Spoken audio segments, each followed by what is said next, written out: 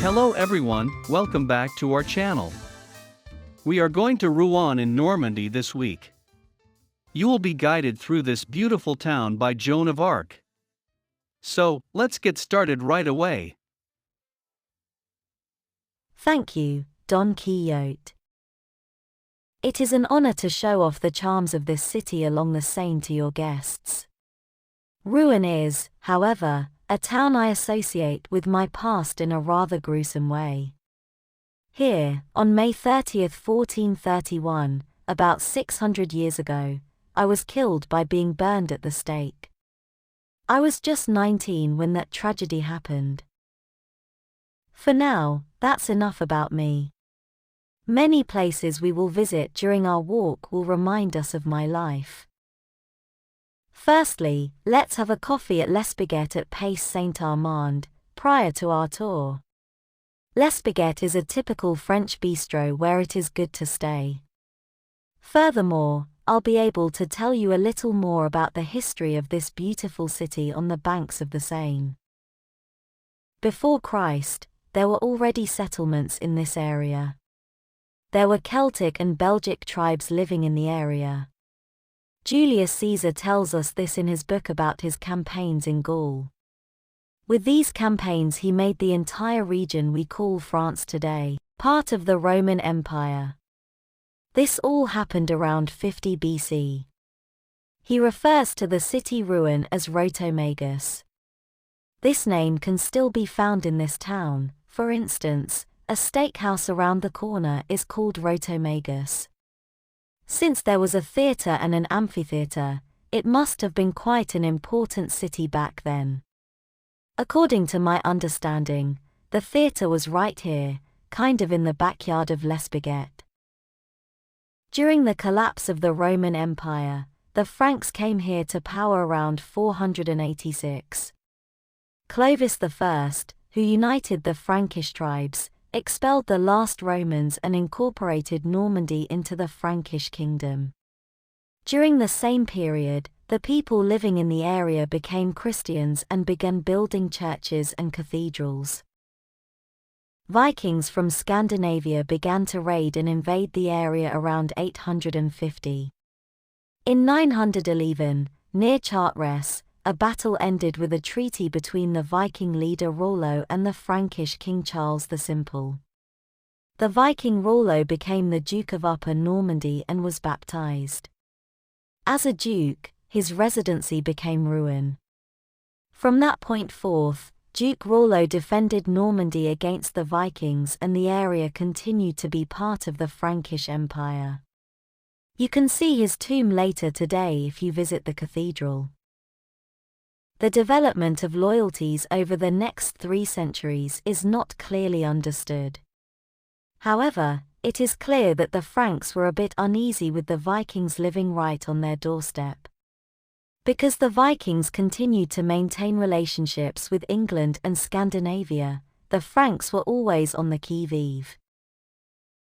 As a consequence, King Philip VI of France, who lived during the first half of the 14th century, ordered a castle to be built in this city. From this castle his men could keep an eye on what was happening. In the 17th century, most of this castle was destroyed, only the dungeon is left.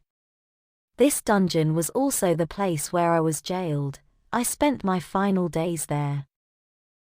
King Philip VI started off his reign on the wrong foot in 1328.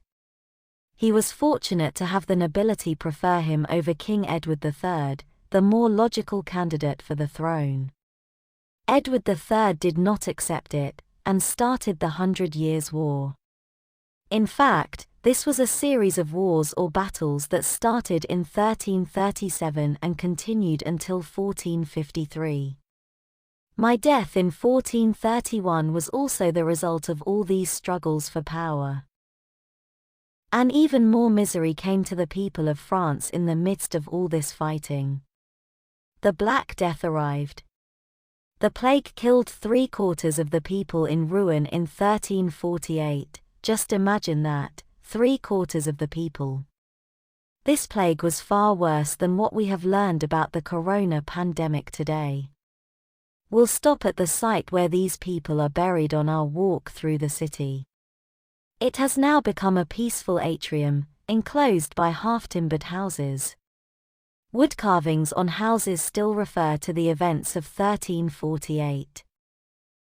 I was born a little over half a century later, about 400 kilometers east from here, in Domremy. That was around 1412. Those were the days, yes. I won't tell you too much, since I assume you will stop at the historical Joan of Arc during the city walk.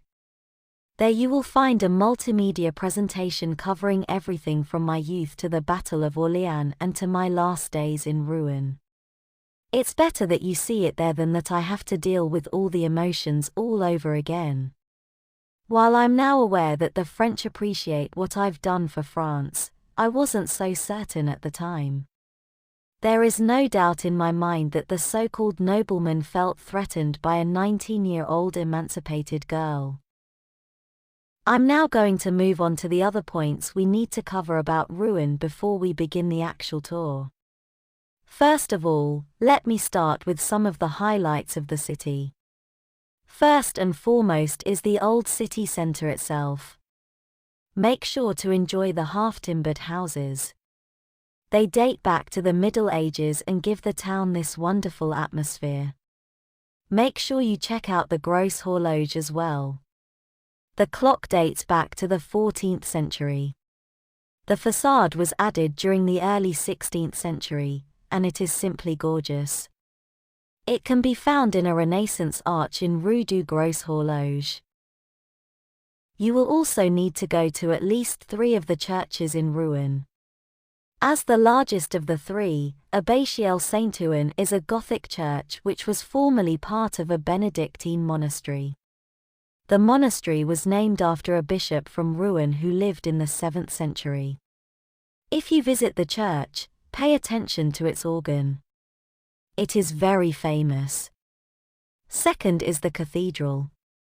It is well known for its 3 towers, each of which is unique. The cathedral, built and rebuilt over a period of more than 800 years, has many styles, ranging from early Gothic to late Flamboyant and Renaissance. The church has also inspired a number of works by the Impressionist painter Claude Monet. And the third church you should visit is the church that was built in my honor at the Old Market. Even though this church is only about 40 years old, it has some amazing stained glass windows that date back to the 16th century. There are also several museums that are worth visiting if you have the time and energy. In addition to the Arts Museum, there is a museum of natural history, a museum of ceramics, a museum about medieval ironworks, and one on the history of medicine. This last museum carries the name of writer Gustave Flaubert, who was born there. These places are very different, but all worth a visit. Anyway, I guess we need to start our walk now. It leaves me, on wishing you all a beautiful day in Rouen. Thank you, Joan. Thank you for the wonderful introduction to Rouen. Okay, that was it for today. If you enjoyed this, I hope you click the like button and will subscribe to the channel.